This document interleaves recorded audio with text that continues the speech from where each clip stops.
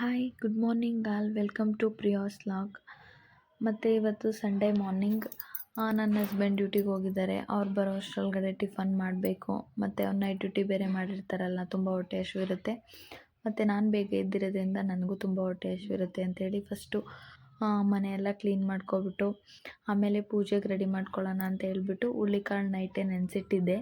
ಅದನ್ನು ಚೆನ್ನಾಗಿ ನೆಂದಿದೆಯಾ ಅಂತೆಲ್ಲ ನೋಡಿ ಚೆಕ್ ಮಾಡಿಕೊಂಡು ಪಾತ್ರೆ ಎಲ್ಲ ತೊಳೆದಿರೋದೆಲ್ಲನೂ ಎತ್ತಿಟ್ಕೋತಾ ಇದೆ ಒಂದೊಂದಾಗಿ ಸ್ಟ್ಯಾಂಡ್ಗೆ.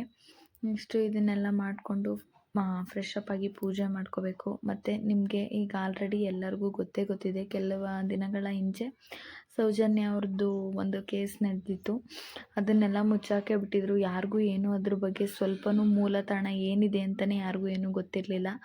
ಅದನ್ನು ಎಲ್ಲ ಹೊರಗಡೆ ನಮ್ಮೆಲ್ರಿಗೂ ಅದ್ರ ಬಗ್ಗೆ ಪ್ರಚಾರ ಮಾಡಿದ್ದು ಸಮೀರ್ ದೂತ್ ಅವರು.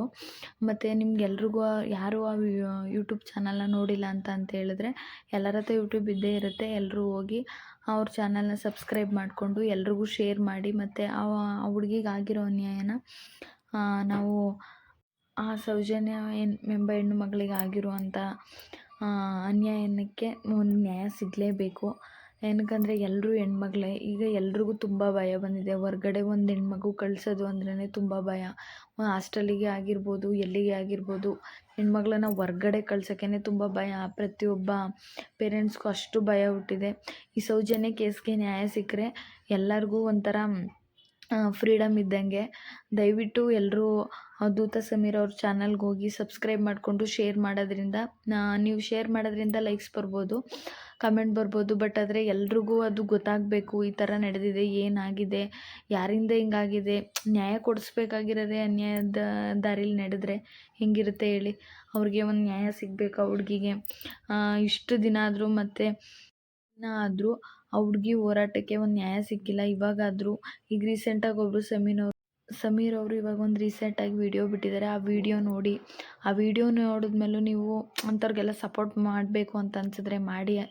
ಅಷ್ಟೇ ನಾನು ಹೇಳೋದು, ಇನ್ನೇನು ಹೇಳಲ್ಲ. ನೆಕ್ಸ್ಟ್ ಇನ್ನು ತಿಂಡಿಗೆ ಅಂತೇಳಿ ಉಪ್ಪಿಟ್ಟು ಮಾಡ್ಕೊಳ್ಳೋಣ ಅಂತ ಹೇಳ್ಬಿಟ್ಟು ರವೆನ ಚೆನ್ನಾಗಿ ಹುರಿತಿದ್ದೆ. ರವೆನ ಚೆನ್ನಾಗಿ ಹುರಿದಷ್ಟು ತುಂಬ ಟೇಸ್ಟ್ ಇರುತ್ತೆ. ಮತ್ತು ರವೆ ಹಸಿ ಸ್ಮೆಲ್ ಹೋಗೋ ತನಕ ಹುರ್ಕೋಬೇಕು. ಇನ್ನು ಈ ಕಡೆ ತರಕಾರಿ ಎಲ್ಲ ಕಟ್ ಮಾಡಿಕೊಂಡು ಒಗ್ಗರಣೆಗೆ ಹಚ್ಕೊಂಡೆ. ಸಾಸಿವೆ ಮತ್ತು ಕಡಲೆಬೇಳೆ ಎಣ್ಣೆ ಹಾಕಿ ಚೆನ್ನಾಗಿ ಹುರ್ಕೊಂಡು ಅದು ಚೆನ್ನಾಗಿ ಫ್ರೈ ಆದ ನಂತರ ತರಕಾರಿ ಹಾಕ್ಕೋಬೇಕು. ಈಗ ಅದನ್ನು ಚೆನ್ನಾಗಿ ಸ್ವಲ್ಪ ಫ್ರೈ ಮಾಡ್ಕೋತಾ ಇದ್ದೀನಿ. ಇಲ್ಲಿ ಕಡಲೆಬೇಳೆ ಮತ್ತು ಸಾಸಿವೆ ಎಲ್ಲ ಚೆನ್ನಾಗಿ ಫ್ರೈ ಆಯ್ತಾಯಿತ್ತು. ಇದು ಫ್ರೈ ಆದಮೇಲೆ ಹಸಿಮೆಣ್ಸಿನ್ಕಾಯಿ ಮತ್ತು ಕರಿಬೇವು, ಈರುಳ್ಳಿ ಎಲ್ಲನ ಹಾಕ್ಕೊಂಡು ಚೆನ್ನಾಗಿ ಫ್ರೈ ಮಾಡ್ಕೋಬೇಕು. ಯಾವುದೇ ಆದರೂ ಅಷ್ಟೇ ಬೆಂದಷ್ಟು ರುಚಿ ಜಾಸ್ತಿ ಅಂತ ಏನಕ್ಕೆ ಹಳೆ ಕಾಲದಲ್ಲಿ ಹೇಳ್ತಾರೆ ಅಂದರೆ, ಬೆಂದಿರೋದಕ್ಕೇ ಗೊತ್ತಲ್ವ ಏನು ಕಷ್ಟ ಸುಖ ಎಲ್ಲ ಅಂತ. ಹಾಗೆ ಬೆಂದಿರೋದಕ್ಕೇ ರುಚಿ ಜಾಸ್ತಿ ಅಂತ ಬೇಯಿಸ್ಕೋಬೇಕು. ಅದಾದಮೇಲೆ ಇನ್ನು ತರಕಾರಿ ಏನೇನು ಕಟ್ ಮಾಡ್ಕೊಂಡಿದ್ದೋ ಅದನ್ನೆಲ್ಲ ಹಾಕ್ಕೊಂಡು ಬಟಾಣಿ, ಬೀನ್ಸ್, ಕ್ಯಾರೆಟ್ ಎಲ್ಲ ಹಾಕ್ಕೊಂಡು ಟೊಮೊಟೊ ಮತ್ತು ಸ್ವಲ್ಪ ಅರಿಶಿನ, ಉಪ್ಪು ಹಾಕ್ಕೊಂಡು ಚೆನ್ನಾಗಿ ಇದನ್ನು ಫ್ರೈ ಮಾಡ್ಕೋಬೇಕು. ಎಲ್ರಿಗೂ ಉಪ್ಪಿಟ್ಟು ಲೈಕ್ ಆಗೋಲ್ಲ, ಅದಂತೂ ಎಲ್ರಿಗೂ ಗೊತ್ತೇ ಇದೆ. ಎಲ್ಲರ ಮನೇಲೂ ರೇರು ಅದು ಮಾಡೋದು. ನಾನು ತುಂಬ ದಿನ ಆಗಿತ್ತು ಅಂತೇಳಿ ಇವಾಗ ಉಪ್ಪಿಟ್ಟು ಮಾಡೋಣ ಅಂತ ಮಾಡ್ತಾಯಿರೋದು. ಮತ್ತು ನಮ್ಮಿಬ್ಬರಿಗೆ ಸ್ವಲ್ಪ ಬೆಳಿಗ್ಗೆ ತಿಂಡಿಗೆ ಸ್ವಲ್ಪ ಆದರೆ ಸಾಕಲ್ವ ಅಂಥೇಳಿ ಉಪ್ಪಿಟ್ಟು ಮಾಡ್ಕೋತಾ ಇದ್ದೆ.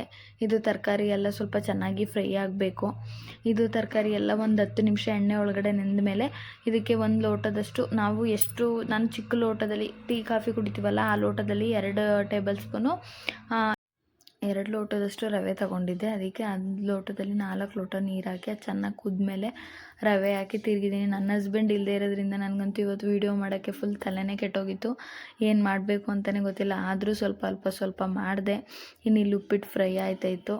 ಇದು ಚೆನ್ನಾಗಿ ಇದನ್ನು ಸ್ವಲ್ಪ ಫ್ರೈ ಮಾಡ್ಕೋಬೇಕು. ರವೆ ಮೊದಲೇ ಹುರಿದಿರೋದ್ರಿಂದ ಜಾಸ್ತಿ ಹೊತ್ತು ಬೇಯಿಸೋ ಅವಶ್ಯಕತೆ ಇಲ್ಲ. ಅದನ್ನು ಸ್ವಲ್ಪ ಉದ್ರಾಗಿ ಬರಬೇಕು ಅಂದರೆ ಇದನ್ನು ಚೆನ್ನಾಗಿ ಫ್ರೈ ಮಾಡ್ಕೋಬೇಕು. ಇನ್ಮೇಲೆ ಸ್ವಲ್ಪ ಕೊತ್ತಂಬರಿ ಸೊಪ್ಪು ಹಾಕಿ ಅದನ್ನು ಸ್ವಲ್ಪ ಫ್ರೈ ಮಾಡ್ಕೋಬೇಕು. ಇನ್ನು ನನ್ನ ಯೂಟ್ಯೂಬ್ ಚಾನಲ್ ಯಾರ್ಯಾರು ಸಬ್ಸ್ಕ್ರೈಬ್ ಮಾಡ್ಕೊಂಡಿಲ್ಲ ಎಲ್ಲ ಸಬ್ಸ್ಕ್ರೈಬ್ ಮಾಡ್ಕೊಂಡು ನೋಡಿ, ಮತ್ತು ಲೈಕ್ ಮಾಡಿ, ಕಮೆಂಟ್ ಮಾಡಿ, ಶೇರ್ ಮಾಡಿ. ಮತ್ತು ಇನ್ನು ಹೊಸ ವೀಡಿಯೋಸ್ಗಳು ಅಪ್ಲೋಡ್ ಮಾಡ್ತಾನೆ ಇರ್ತೀನಿ. ನೋಡಿ, ಏನಾದರೂ ತಪ್ಪಿದರೆ ಕಮೆಂಟ್ ಮೂಲಕ ತಿಳಿಸಿ. ನೆಕ್ಸ್ಟು ಇದು ಉಪ್ಪಿಟ್ಟು ಚೆನ್ನಾಗಿ ಫ್ರೈ ಆಗಲಿ ಅಂದ್ಬಿಟ್ಟು ಒಂದು 10 ನಿಮಿಷ ಆದರೂ ಲೋ ಫ್ಲೇಮ್, 10 ನಿಮಿಷ ಉಪ್ಪಿಟ್ಟು ರೆಸ್ಟಲ್ಲಿತ್ತು. Next ready to eat. ಇದಾಗಿತ್ತು ಇವತ್ತಿನ ಲಾಗು.